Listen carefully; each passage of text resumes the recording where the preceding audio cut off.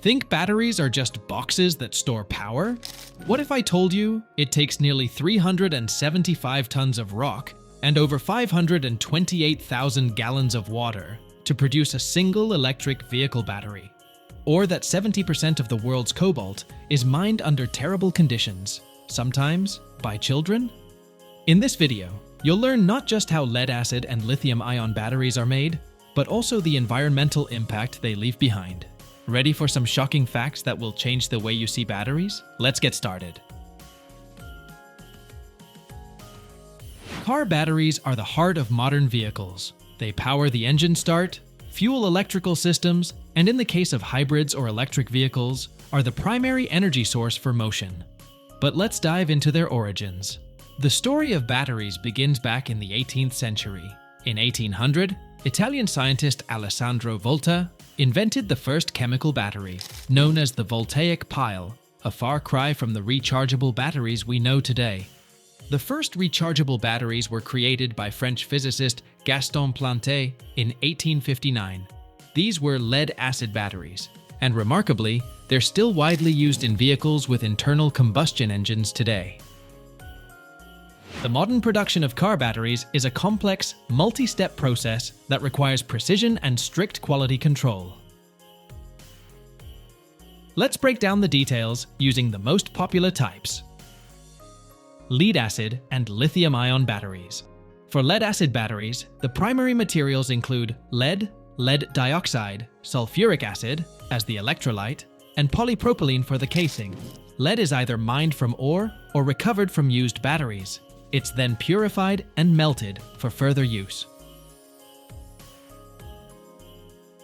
Recovering lead from old batteries is a process that combines engineering expertise with a touch of modern-day alchemy.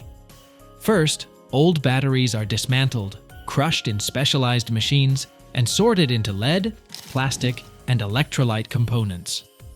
Think of it as a high-tech blender that breaks everything down into its core ingredients. The lead components are sent to smelting furnaces, where they're heated to temperatures exceeding 1,100 degrees Fahrenheit. At this stage, the metal transforms into a shiny silver stream that's mesmerizing to watch. Impurities and slag are separated, leaving behind pure lead, ready for new uses. The purified molten lead is poured into molds, where it cools and solidifies into perfectly uniform ingots. These ingots form the foundation for new batteries. The most fascinating part? This lead can be recycled endlessly. It has already lived in previous generations of batteries and might just end up powering your car. Lithium-ion batteries are made from key components like lithium, nickel, cobalt, manganese, graphite, and an electrolyte. Lithium is sourced either from salt flats in South American countries like Chile and Argentina, or from ore deposits in Australia. For lead-acid batteries, the electrodes are crafted from lead plates coated with active materials, specifically lead powder and lead dioxide. Picture this. Molten lead is poured into molds or rolled into thin sheets, which are then cut into precise shapes. These plates often feature multiple holes or grids to enhance bonding with the active material. The active material, which coats the grids, is prepared as a thick paste made from lead powder, water, sulfuric acid, and additives that enhance the chemical reactions. Let's take a closer look. The powder is produced by oxidizing lead in specialized mills, which grind it into a fine dust with the required properties. Watch as the grids move seamlessly along an automated conveyor, where the paste is applied to both sides. Rollers in the machine press the paste into the grids with just the right amount of force, ensuring even coverage and deep penetration into the cells. Excess paste is scraped off with blades, leaving a perfectly smooth layer. These paste-coated grids are then sent into special drying chambers. Inside, the paste loses moisture and hardens, transforming into the active material. We've covered lead-acid batteries. Now let me show you how lithium-ion batteries are made. In lithium-ion batteries, the anodes are made from graphite, while the cathodes are crafted from metal oxides, like lithium cobalt oxide. Next comes the assembly of the battery cells. These are the basic building blocks of the battery. In lead-acid batteries, cells are made by stacking several plates separated by separators. In lithium-ion batteries, the cells can be cylindrical, prismatic, or in pouch cell form. Electrolyte filling is the next step. In lead-acid batteries, a sulfuric acid solution is poured in. For lithium-ion batteries, an electrolyte made from organic solvents ensures the transfer of ions between the electrodes. The finished batteries undergo an initial charge to activate the chemical reactions. Each battery is tested to ensure it meets key parameters such as voltage, capacity, and resistance to discharge. Lead-acid batteries are then encased in polypropylene shells. Lithium-ion batteries, on the other hand, are often assembled into modules, which are later integrated into large battery packs for electric vehicles.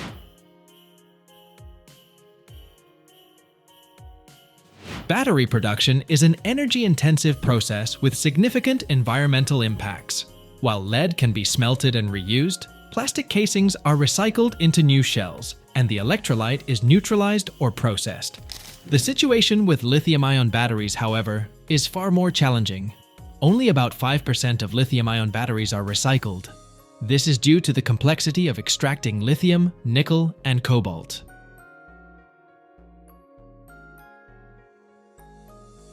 But the damage doesn't stop with neutralizing the components.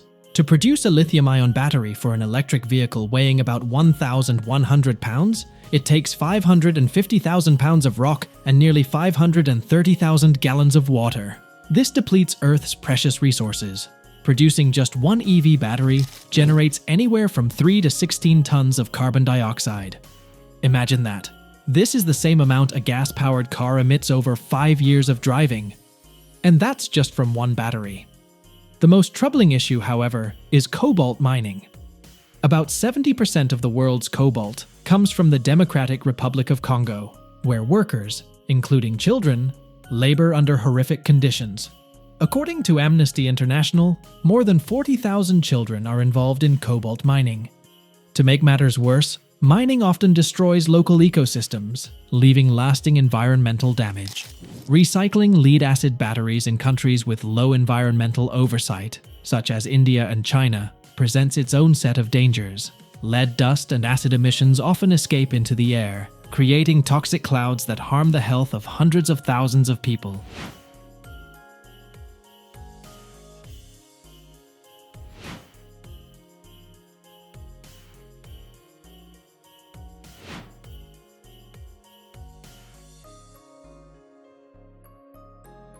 Forget everything you knew about fuel. Sugarcane bioethanol is ushering in a new era of energy. With technologies that automate every step, from planting to distillation, we're able to produce fuel that cuts emissions by 90%.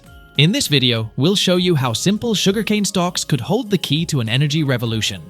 Don't miss out, this is a true breakthrough. It all starts with sugarcane. Sugarcane thrives best in tropical and subtropical climates with plenty of moisture and sandy or loamy soils. That is why tropical regions like Brazil, India, and parts of the United States are ideal for its cultivation. Before planting sugarcane, a soil analysis is performed to determine the potential of hydrogen and nutrient content. Specialized sensors analyze moisture, potential of hydrogen, and nutrient levels, automatically adjusting soil treatment. The optimal pH for sugarcane ranges from 5.5 to 7.0, and based on these readings, fertilizers are applied, usually nitrogen, phosphorus, and potassium. Modern tractors equipped with GPS systems are used for precise soil preparation. They can handle plowing, cultivating, and fertilizing with maximum efficiency.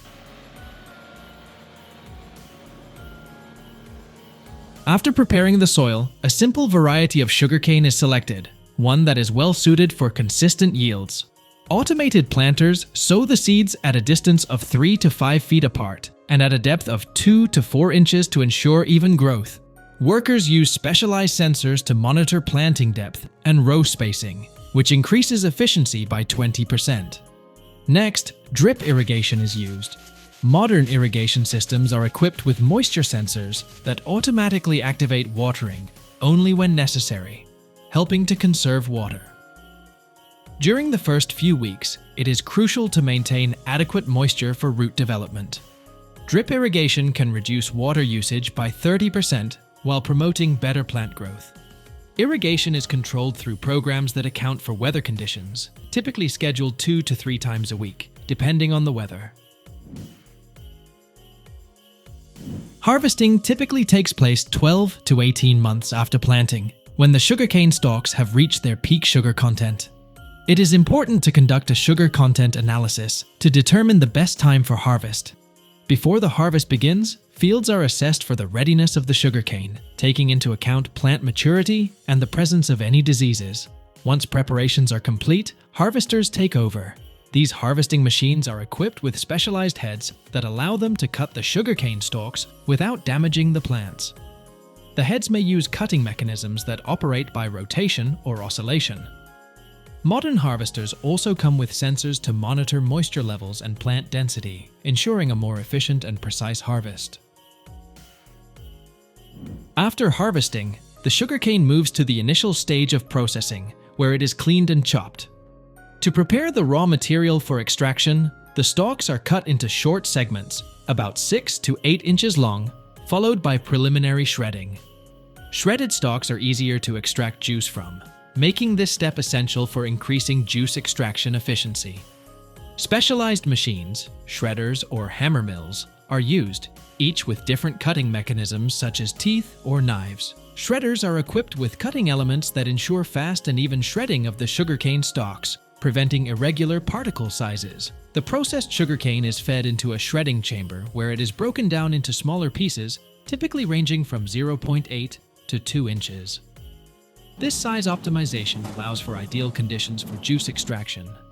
Once shredded, the cane particles are discharged from the machine for further processing. Modern biofuel production reminds me of my high school experiments. My parents were environmental activists in their youth, so awareness of ecological issues was practically instilled in me from birth. I was absolutely thrilled when I discovered that you could theoretically make biofuel from ordinary potatoes. It was such a blast, boiling up that potato mixture and then adding yeast. Unfortunately, I didn't have any special yeast, so I had to swipe some regular baking yeast from the kitchen. In the end, I left my biofuel to ferment for a few days, but somehow managed to forget about it for almost a month. Don't ask what I found in that jar when I finally remembered it. You're better off asking how many times I had to mow the lawn as punishment. But honestly, I regret nothing. It was a lot of fun. So where was I? Oh, right. Conveyors automatically transport the shredded sugarcane to the presses, reducing the time between preparation and extraction stages. During the extraction process, the maximum amount of sugar content is released, which is essential for fermentation and biofuel production. In modern industrial settings, extraction is done using large roller presses. Typically, multi-roller presses, 5 to 7 rollers, are used, which gradually apply increasing pressure to the raw material.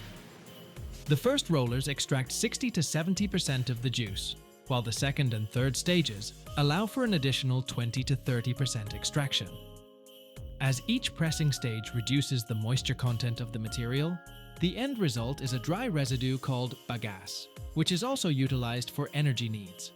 The extracted juice has a high concentration of sugars and moisture, but it also contains solid residues and other impurities that need to be removed. The juice is filtered and purified before fermentation. Filtration systems rely on automated cleaning processes, which monitor the juice composition and automatically remove solid particles and other unwanted impurities.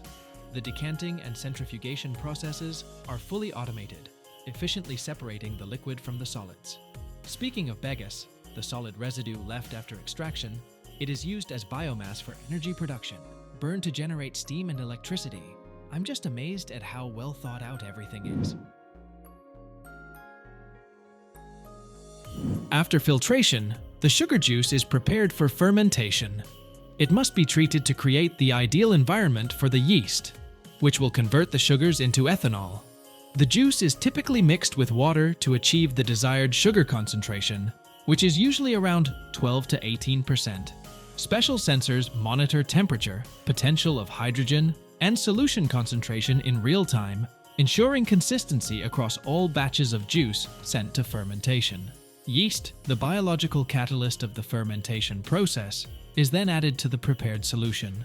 The yeast dosage is handled automatically, with precise control over the number of active cells in the fermenter. Modern fermentation systems use automated setups for yeast cultivation and regeneration, ensuring a steady and highly efficient process. Fermentation takes place in large tanks that provide the ideal conditions for the yeast. The process typically lasts from 24 to 72 hours, depending on the temperature, yeast type, and desired outcome. Not that long, right? The optimal fermentation temperature usually ranges from 86 to 95 degrees Fahrenheit, and automated systems maintain this range. Oxygen sensors regulate aeration levels because excess oxygen can slow down the conversion of sugar into ethanol. Automation ensures precise control of these parameters. Online monitoring systems measure sugar concentration, ethanol levels, potential of hydrogen, and gas exchange within the tanks. This data allows operators to predict the completion of the process and automatically adjust the temperature or oxygen flow to optimize the final product. Oh, we finally reached the final stage of producing biofuel from sugarcane. After fermentation is complete, the liquid in the tanks contains about 10 to 15% ethanol. The carbon dioxide released during fermentation is collected and can be used in various industrial processes, such as producing soft drinks or for refrigeration. The leftover yeast is also reused or repurposed for other applications. The resulting liquid, which contains ethanol, requires further purification and concentration. To achieve this, specialized filtration and distillation systems are employed, where the liquid is separated into ethanol and water. The filtration process is fully automated, with the liquid passing through multi-stage filters that remove solid particles and yeast. The distillation systems also feature computerized controllers that maintain optimal temperature and pressure for separating ethanol from water with minimal energy loss. The distillation columns are equipped with pressure and temperature sensors to keep the temperature within the necessary range, around 172 degrees Fahrenheit for ethanol. The heat generated during distillation is used to preheat other batches or to maintain temperatures in other parts of the plant. And finally, after distillation and several other processes, we obtain bioethanol, a unique biofuel made from sugarcane. The primary industry where bioethanol is used is transportation. In the United States and Brazil, ethanol is blended with gasoline to reduce greenhouse gas emissions and decrease reliance on imported oil. There are several main types of ethanol fuel blends. E10 is a standard fuel containing 10% ethanol and 90% gasoline. It is widely used in the United States and can be used in most vehicles without the need for engine modifications. E85, on the other hand, is a blend containing up to 85% ethanol and is used in specially adapted vehicles known as flex fuel cars. Ethanol made from sugarcane has significant environmental advantages over fossil fuels. Since sugarcane absorbs carbon dioxide while growing, bioethanol can reduce greenhouse gas emissions by 70 to 90% compared to gasoline. Additionally, ethanol fuel blends help reduce harmful pollutants in exhaust gases, such as carbon monoxide and benzene. Let's not forget the economic benefits as well. Bioethanol creates a substantial number of jobs in agriculture and industry. In both the United States and Brazil, the ethanol production industry provides hundreds of thousands of jobs. At the same time, the automation of production and logistics processes helps lower the cost of ethanol production, making it competitive with gasoline. The price of bioethanol varies by region, but thanks to technological innovations, its cost is gradually decreasing. Did you know that railroad tracks can actually bend like noodles? Yet in an instant, they become tougher than rock. Every year, over 15 million tons of steel are used to build these tracks. But how do we transform raw iron ore into rails that can withstand the weight of thousands of tons? Stick around to discover how cutting-edge technology and precision engineering are revolutionizing infrastructure. The process of manufacturing railroad tracks is a fascinating blend of advanced technology and heavy machinery. But it all begins with iron ore. This ore is mined either in open pits or underground. Open-pit mining is used when deposits are near the surface, employing massive excavators and drilling machines. For deeper ore deposits, underground mines are excavated. Once the ore is extracted, it is crushed and refined through several stages to separate the iron and remove impurities. The enrichment process involves crushing, grinding, and either magnetic or flotation separation, which produces a concentrate with a high iron content. To create a strong and flexible alloy, carbon is added to the iron ore. This carbon typically comes from coking coal, which undergoes high-temperature processing. Other elements like chromium, manganese, nickel, or molybdenum are also added to the steel to enhance its strength and other critical properties. Every year, more than 15 million tons of steel are used worldwide for railway tracks. This represents a significant portion of global steel production, and demand continues to grow due to infrastructure expansion and the need to replace worn-out tracks. After extraction and initial processing, the raw materials are transported to steel mills. Rail and maritime transport are commonly used, especially for long distances, since ore is often mined in remote areas. Thus, steel production for rails involves combining various materials sourced from different parts of the world, with the extraction and processing stages relying on complex machinery and a multi-step refining process. The production of railway tracks begins in the steelmaking facility, where iron ore and other components are melted in specialized electric or blast furnaces to create molten steel. Carbon and alloying elements are then added to the steel to enhance its strength. Once the desired composition is achieved, the metal is maintained at a high temperature to ensure uniformity. The molten steel is poured into large molds, forming slabs, rectangular blocks of steel that will eventually be shaped into rails. After cooling, the slabs are transported to the rolling mill for further processing.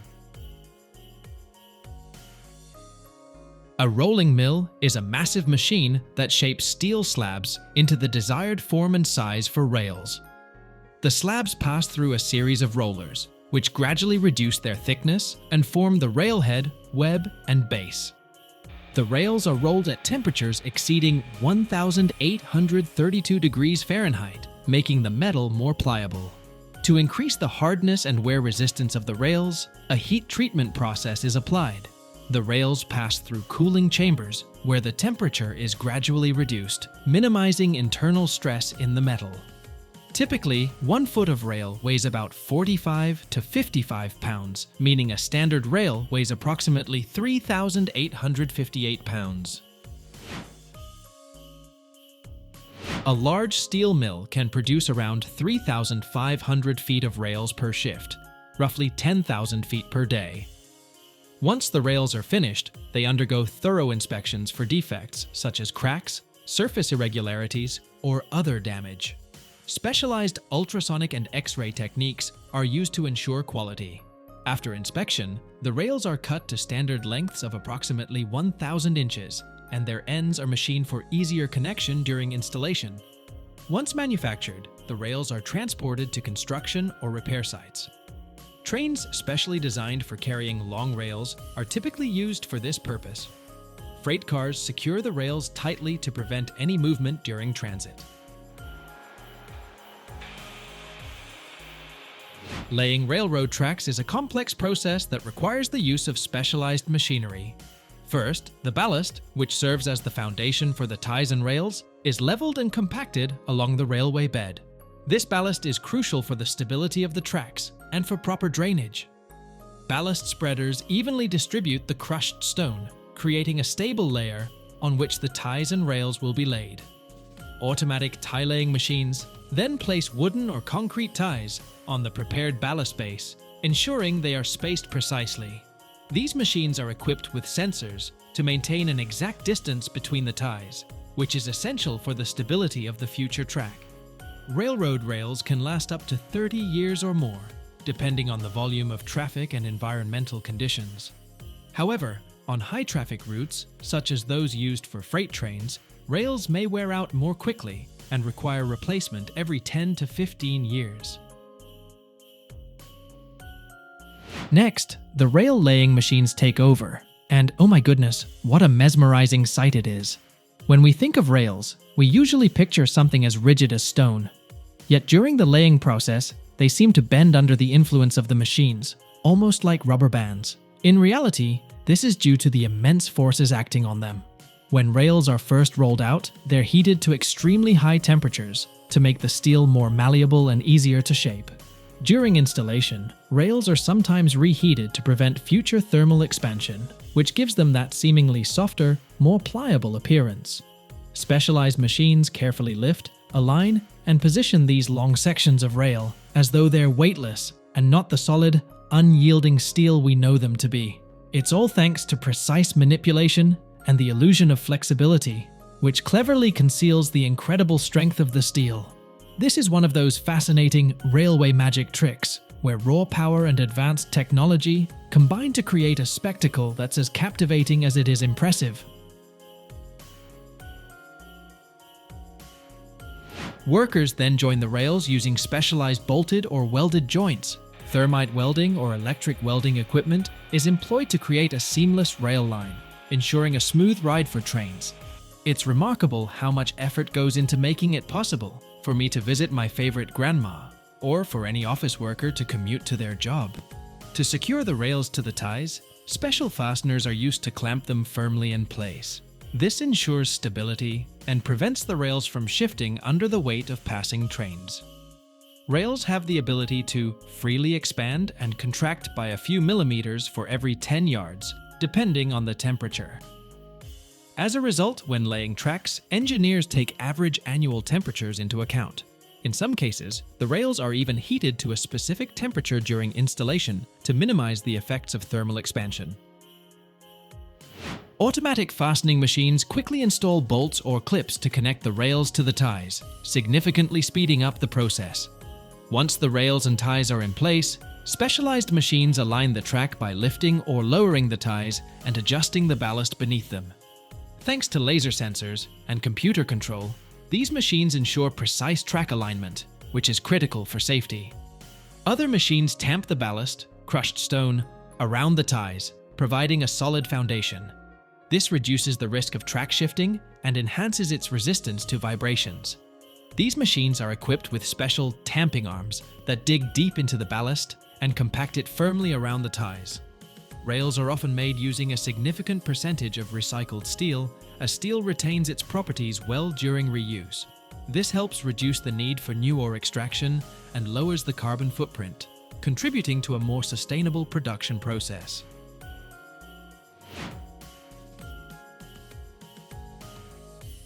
Behind every Casio watch lies a story that not many people know. Today, you will discover the truth about Tadao Casio, the visionary behind one of the world's most renowned technology brands. From revolutionizing the industry with the first digital watch, to the controversial associations with Al-Qaeda stemming from the use of Casio watches in terrorist bombings, Casio has left an undeniable mark on history. In the quiet village of Kuretamura in Kochi Prefecture, on November 26, 1917, a boy named Tadao Casio was born. His arrival into the world coincided with a time of great upheaval and change in Japan. From an early age, Tadao's life was shaped by a series of events that not only tested his resilience, but also molded him into one of the country's future technological pioneers. In 1923, when Tadao was just 6 years old, the Great Kanto earthquake devastated Tokyo and Yokohama. This natural disaster forced the Casio family to leave their home in Shikoku and relocate to Tokyo. At the age of 14, young Tadao began working as an apprentice lathe operator to support his family. This early experience sparked his interest in mechanics and innovation. Simultaneously, he continued his education at Waseda Workers' School, excelling academically and graduating from both junior and senior schools in 1923 and 1930, respectively. Tadao's school years in Tokyo were challenging, but he adapted, demonstrating the resilience that would later define him. During this period, the Casio family grew with the arrival of new members who would later play pivotal roles in the brand's history. In 1925, Toshio Casio was born in Kyobashiku, Tokyo, followed by Kazuo Casio in 1929. These brothers, along with Tadao, would eventually join forces to establish one of Japan's most influential technology companies, Casio Computer Company, During the 1930s and 1940s, the world was plunged into the chaos of World War II. Among those affected was Tadao Casio, a young man with a vision that transcended his time and circumstances. Due to health issues, Tadao was unable to serve in the military. However, he contributed to the war effort by manufacturing aviation parts in a workshop attached to the family home. This work was not only a form of service, but also an invaluable lesson in precision and mechanics, skills that would prove crucial in Tadao's future entrepreneurial ventures. In 1942, Toshio Casio graduated from the School of Electrical Engineering, now known as the Tokyo University of Electrocommunications, and joined the Ministry of Communications, where he specialized in research on Morse code transmission. 1943 marked a pivotal year for Tadao Casio. He married Shigi Noguchi. Together, they endured the hardships of war and the challenges of the post-war era, raising 3 daughters and a son in a country rebuilding from devastation. The end of the war did not bring immediate relief. American bombings had destroyed the Casio family's home, halting their manufacturing operations. However, this adversity became a catalyst for Tadao to rethink his future. A symbol of this fresh start was the purchase of a milling machine, which Tadao transported over 200 miles. This machine not only enabled the family to restart their business under the new name Casio Manufacturing, but also became a testament to their entrepreneurial spirit. In 1946, as post-war Japan embarked on a path to recovery, Tadao Casio, along with his father Shigeru and brother Toshio, founded Casio Seisakusho in Mitaka, Tokyo. Their first invention was the Yubiwa pipe, a cigarette holder that allowed users to smoke a cigarette down to the very end without burning their fingers. This simple yet innovative product marked the company's first technological breakthrough. In 1949, a pivotal moment occurred. Toshio saw several imported calculators at the first trade exhibition in Ginza, Tokyo, which inspired the Casio brothers to reinvest their profits into developing their own calculators. By the early 1950s, all 4 Casio brothers were actively involved in the family business. Tadao managed administrative matters, Toshio led research and development, Kazuo was responsible for marketing and sales, and the youngest brother, Yukio, handled production. In 1954, the Casio brothers completed the creation of Japan's first electromechanical calculator. This device featured a 10-key numeric keypad, marking a true breakthrough in calculator design. In 1955, the brothers showcased their revolutionary solenoid-based calculator technology at the Bunchodo Corporation in Tokyo. This innovation made calculators quieter and more efficient, symbolizing a departure from the bulky, noisy designs of the past. However, in 1957, a serious incident occurred. During a demonstration of their calculator in Sapporo, the device had to be disassembled for air transportation, but ended up breaking. As a result, the brothers decided to abandon solenoids and transition to using relays instead. Relays are electrical switches that allow a low-voltage circuit to control a high-voltage circuit without direct contact between them. This change significantly simplified mass production. In June 1957, the company adopted a new name, Casio Computer Company. They launched the Model 14A, the first fully electric compact calculator. This marked a significant milestone in the development of consumer electronics. Operations that previously took around 10 seconds on other devices could now be completed in just 5 or 6 seconds. Additionally, the model featured only 10 numeric keys, serving as a prototype for modern calculators. In 1960, Tadao Casio became the president of the company, succeeding his father, Shigeru. This marked the beginning of a new chapter in the company's history. Casio began exploring new technologies and became a pioneer in manufacturing quartz watches, both digital and analog. In 1965, the company initiated mass production of desktop calculators.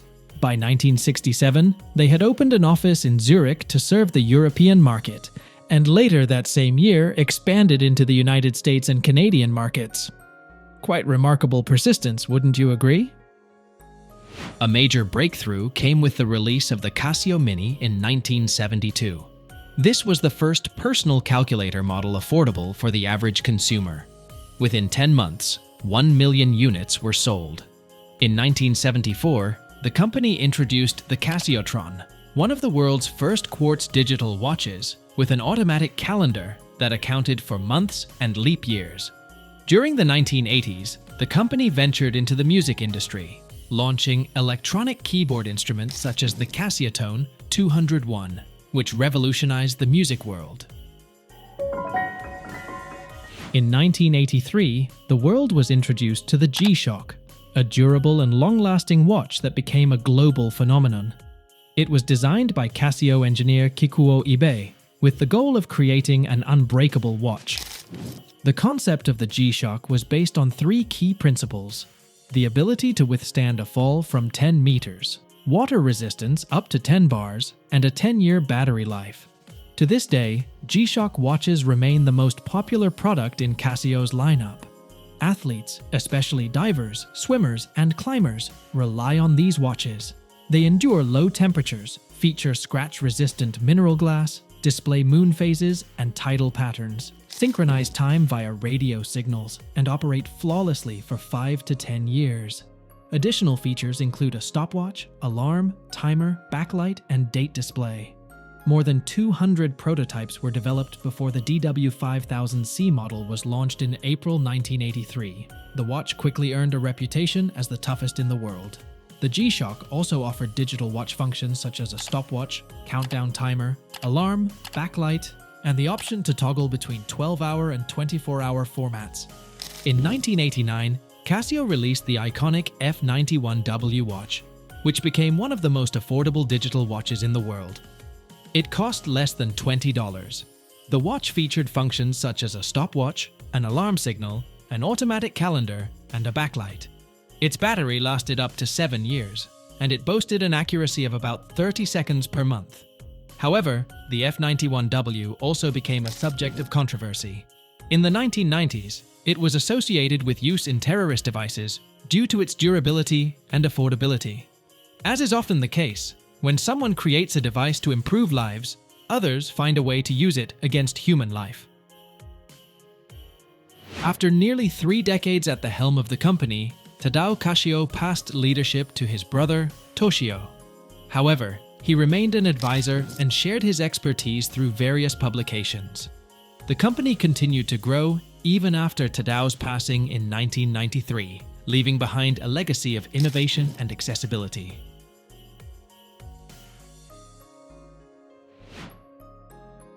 Sell 100 million pairs of shoes in a year? What kind of production can pull that off? You won't believe it, but Crocs did just that. Today, we're gonna walk the path of the world's lightest footwear, from a polymer bead to a cult favorite. And from that cult, we'll move on to recycling these shoes. Crocs was founded in 2002, and their products instantly took over the world. The manufacturing process of Crocs is pretty complex. It all starts with the raw materials. They're the key to Crocs' success. The material they're made of is called Croslite, a patented foam resin that provides lightness, comfort, and durability. It's not just rubber shoes like many people think, but a special closed-cell foam material. Croslite is a type of ethylene vinyl acetate, a polymer material that boasts water resistance, cushioning properties, and high wear resistance. Polymers for Croslite are produced from oil or natural gas, which are processed into polyethylene. Large chemical enterprises located in Asia, Europe, and the USA supply this raw material to Crocs factories. The raw material is transported in the form of pellets. They're easily shipped in large containers and stored in dry conditions until production begins. The main Crocs manufacturing factories are located in Asia, Vietnam, China, and Indonesia. These countries have access to affordable labor, large volumes of raw materials, and robust logistics. The name Crocs comes from the word crocodile, because these animals can live both in water and on land, just like these shoes. Now, let's head over to the production line, bro. Check out how these guys load the pellets into a special machine where they're heated to high temperatures. It's seriously hot. The melting temperature of the material reaches 400 degrees Fahrenheit. The material melts and becomes liquid, resembling thick cream. The liquid polymer is poured into special molds that shape the shoes. The molds are subjected to high pressure, ensuring all the details are filled tightly. Excess polymer oozes out under pressure from the mold, kinda like creme brulee. If it weren't for the smell in the factory, you'd be tempted to take a bite, right? But it's definitely not something edible. As it cools down, the material expands, creating Croslite's unique closed-cell foam structure. This provides lightness, elasticity and softness, water resistance, and antibacterial properties. The shoes weigh on average only about 5 to 7 ounces. Confess it, who's gonna run off to weigh their Crocs after watching this video? But let's keep going, bro. Shoes made from these amazing pellets don't absorb odors and are easy to clean. But all this happens after they're taken out of the mold. That's when the excess material is trimmed off and the edges are smoothed. Look how quickly and precisely these guys work. The surface is polished to avoid burrs or roughness. It takes less than 5 minutes to produce one pair of Crocs. After trimming the excess material from the mold, the cut edges are treated with grinding machines. This is done to remove sharp edges, burrs, or irregularities left after trimming. First, they use abrasive belts or discs with medium grit, which quickly remove large irregularities. Rotating grinding tools allow the edges to be processed evenly and replicate the shape of the sole and the upper part of the Croc. Then, the workers move on to fine polishing. To ensure the surface is soft and smooth, they use fine grit abrasives like sanding sponges. This stage removes microscopic roughness that could cause discomfort when wearing. For particularly sensitive areas, like the edges of the ventilation holes, they use hand tools, like sanding sponges or polishing pads. Hand polishing guarantees the absence of even the smallest burrs. In the US, the military uses them as shower shoes because they're water-resistant and dry quickly. Other elements are added to the finished shoes, namely straps and gibbets. The straps for securing are attached separately. They're made from the same material or from more rigid polymers. Rivets are installed on the straps, allowing them to move. What kind of gibbets do you have, bro? Gibbets are decorative accessories that attach to the ventilation holes of Crocs. They allow you to personalize your shoes by adding elements that reflect your individuality, hobbies, or even mood. The idea for decorating Crocs came about in 2005. It was invented by Sherry Shubitsky, a mom who, together with her kids, came up with a way to adorn Crocs with tiny plastic charms. Let's all write in the comments, "Thank you, Sherry." Sherry used regular decorative buttons that her kids attached to the ventilation holes on their Crocs. The idea was so popular among friends and acquaintances that it eventually turned into a full-fledged business. In 2006, the Crocs brand bought the idea for $10 million, adding gibbets to their official product lineup. Gibbets are small decorative elements made from soft plastic or silicone. They have unique shapes and a special fastening mechanism. Gibbets can be in the form of symbols, emojis, logos, favorite movie characters, animals, plants, inscriptions, and so on. The back of the gibbets has a small stem or pin that fits into the ventilation hole of the Crocs. Thanks to the material's elasticity, the gibbets easily inserts and holds very securely. First, designers create sketches of future charms. These can be popular symbols, current memes, or seasonal themes. For example, snowmen in winter or sunflowers in summer. After the design is approved, three-dimensional models are created, which are used to form production molds. Liquid plastic or silicone is poured into molds with detailed designs. After cooling, the material solidifies, retaining the shape of the charm. Simultaneously, the back fastening part is formed, ensuring a secure connection with the Crocs. In 2021, a unique gibbets was sold at auction for $10,000. It was made of gold and adorned with diamonds. As for coloring and applying patterns, various techniques are used here, as you can see. Color is added at the stage of melting the pellets so that the color is evenly distributed throughout the structure. And to create print, they use laser engraving or printing techniques. Each pair undergoes quality checks for compliance with shape, color, and absence of defects. If defects are found, such pairs are discarded or sent for recycling. And that's the end of the production cycle. The finished Crocs are packed into boxes and transported by sea containers or by air to warehouses around the world. Crocs are comfortable shoes, but they present an environmental challenge. The Croslite material isn't a traditional plastic. At the same time, the Crocs brand is making efforts to make its products more eco-friendly and to find effective ways to reuse old shoes. The patented foam material doesn't decompose naturally, so if you throw out old Crocs, they can remain in landfills for decades. Croslite doesn't lend itself to standard plastic recycling methods due to its unique chemical structure. Recycling requires special technologies that most waste processing facilities don't have. You get it, bro. They invented a unique, durable material. But now, the problem is what to do with it afterward. In the past, Crocs implemented a program to collect old Crocs. They disinfected, refurbished, and passed them on to people in developing countries. So, we're cluttering up not our own country, but those who don't have a choice. Controversial idea, huh? That's why the program was discontinued, but it inspired the creation of new eco-initiatives. In some Crocs stores, you can leave your old shoes, which are sent for research into reuse or for conversion into energy resources. Today, old Crocs are sometimes used to obtain energy through the process of pyrolysis.